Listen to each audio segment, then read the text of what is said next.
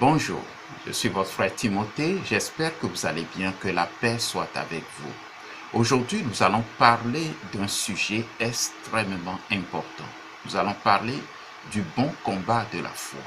Je sais que vous avez déjà entendu parler de ça. Il s'agit de quelque chose que tout enfant de Dieu doit bien comprendre. Lisons 1 Timothée 6, verset 12.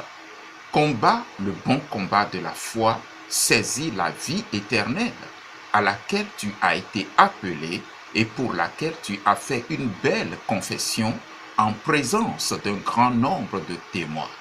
L'apôtre Paul écrivait cette lettre à son fils spirituel Timothée. Et le même message nous est adressé aujourd'hui, la même recommandation forte. Et l'apôtre Paul, sous l'inspiration du Saint-Esprit, nous dit que c'est un bon combat. Il y a beaucoup de termes intéressants dans ce passage que nous venons de lire, que nous allons explorer ensemble. Restez jusqu'à la fin afin de pouvoir recevoir la quintessence de ce que l'Esprit de Dieu veut nous communiquer en ce moment. Première des choses à comprendre, c'est que le combat de la foi n'est pas le combat contre les démons, ce qu'on appelle généralement le combat spirituel. Ce n'est pas le genre de combat dont l'apôtre Paul nous a parlé. L'apôtre Paul nous dit par exemple dans Éphésiens 6, verset 12, « Car nous n'avons pas à lutter contre la chair et le sang, mais contre les dominations, contre les autorités, contre les princes de ce monde des ténèbres, contre les esprits méchants dans les lieux célestes. » Ce combat n'est pas contre la chair et le sang. C'est-à-dire que ce n'est pas un combat contre des êtres humains, mais c'est un combat contre des forces des ténèbres. Et puis, ce n'est pas le genre de combat dont nous voulons parler aujourd'hui. La deuxième chose à comprendre, c'est que le combat dont il est question est un bon combat. Pourquoi?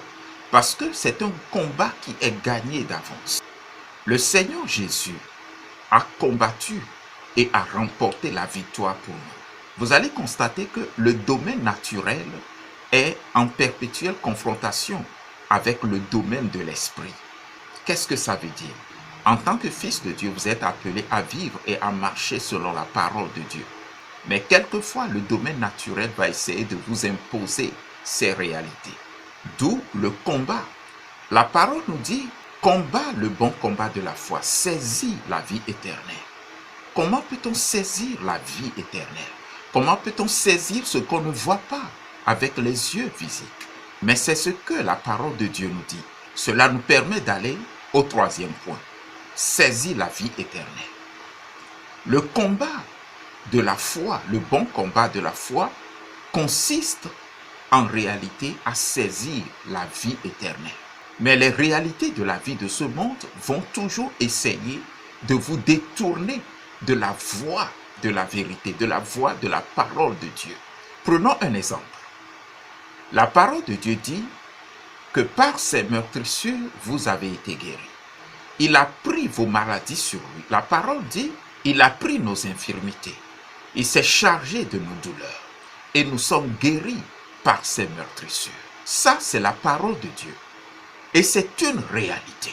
Sur le plan de l'esprit, vous avez été guéris, quelle que soit la maladie. Ce qui emporte des gens du monde ne devrait pas emporter celui qui est né de l'Esprit de Dieu. Il y a toujours cette confrontation entre la vie naturelle et la vie surnaturelle que nous avons reçue quand nous sommes nés de nouveau. Pour que vous puissiez avoir cette vie surnaturelle que le Seigneur Jésus nous a donnée, il faut le combat de la foi, le bon combat de la foi. Vous dites oui à ce que la parole de Dieu dit et vous dites non à ce que le monde matériel essaie de vous imposer.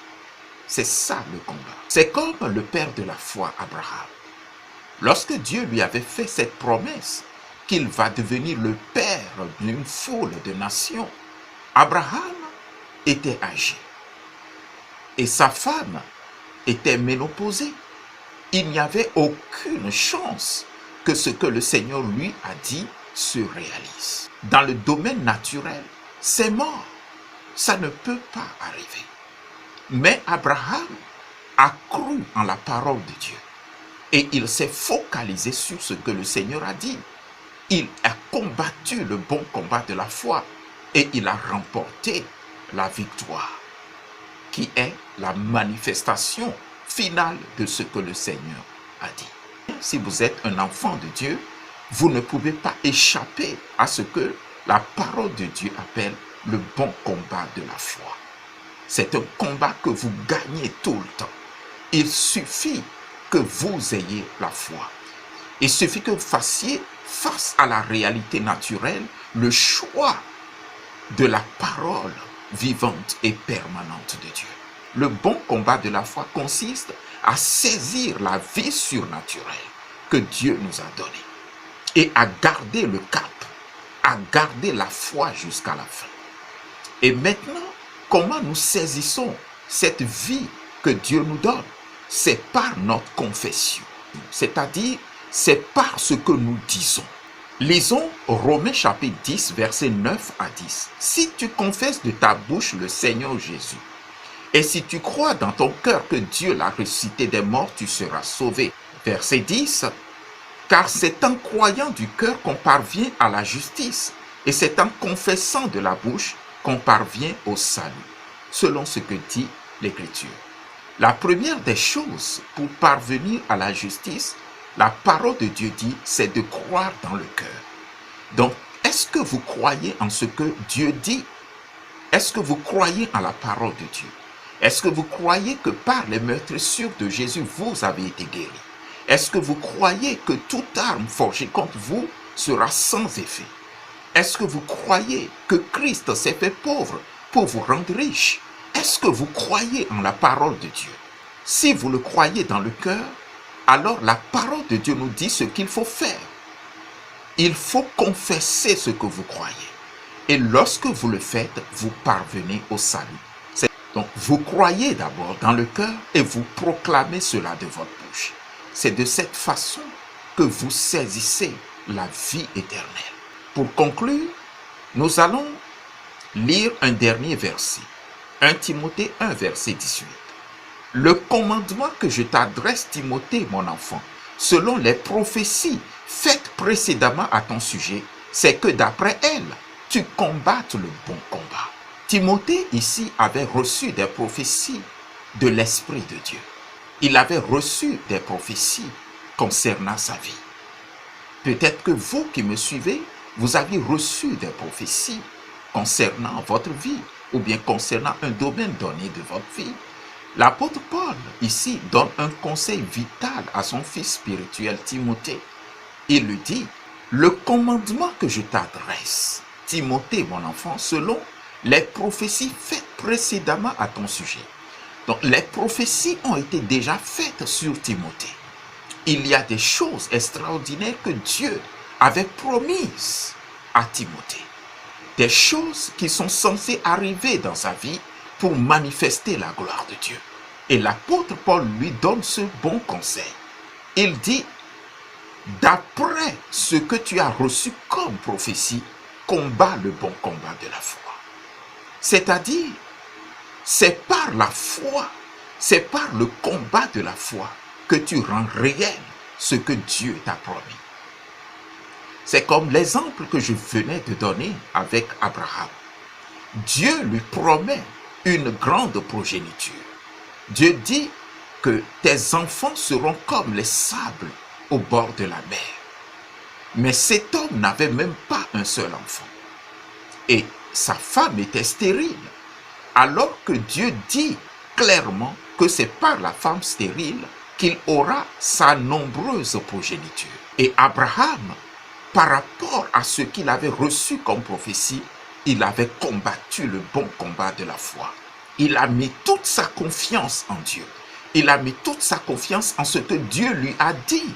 Il a mis toute sa confiance en ce que Dieu lui a promis, jusqu'à ce que cela se manifeste dans le domaine visible.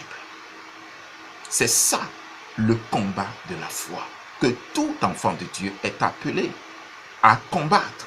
À la fin de sa vie, l'apôtre Paul s'est écrié: heureusement, glorieusement, j'ai combattu le bon combat. J'ai gardé la foi. Et c'est ce que je souhaite à nous tous. Et c'est ce que je demande pour nous tous dans ma prière, dans le nom de Jésus de Nazareth. Si vous n'êtes pas encore né de nouveau, il faut le faire. Le Seigneur Jésus dit dans Jean chapitre 3, verset 3, il faut que tu naisses de nouveau. Ne t'étonne pas de ce que je t'ai dit. Il faut que tu naisses de nouveau. Parce que ce qui est né de la chair est chair, et ce qui est né de l'esprit est esprit. Jésus dit, personne ne peut aller dans le royaume de Dieu s'il ne naît de nouveau. Il faut naître de nouveau. Et si vous n'êtes pas encore abonné à la chaîne, s'il vous plaît, abonnez-vous à la chaîne parce que nous avons des choses importantes à partager ensemble. Que le Seigneur bénisse. Je vous dis à très bientôt.